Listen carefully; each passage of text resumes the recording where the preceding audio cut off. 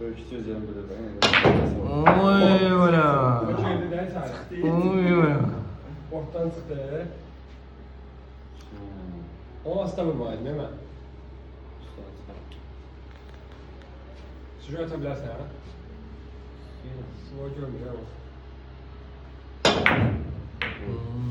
Suyu görmüyor diyor. Zaten kurban atacağım.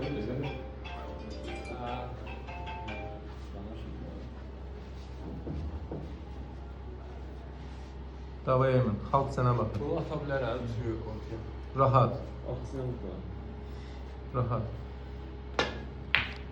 Oy oy oy oy Buradan oy. terbiye çıkışı çağırır rolonu gösterir. Ver.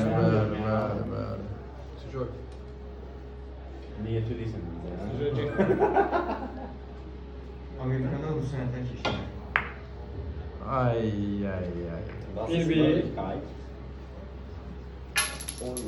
Yavaş yavaş yavaş yavaş. Çeş sıkıcı sırada ya.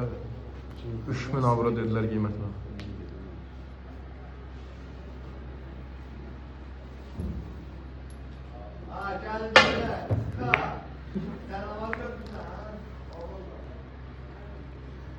Sana katılmaya çalışıyorum. Suyu atalım oraya. Düşəzdirə. Ne daha? Heç saat daşı, yetir. Çiğner.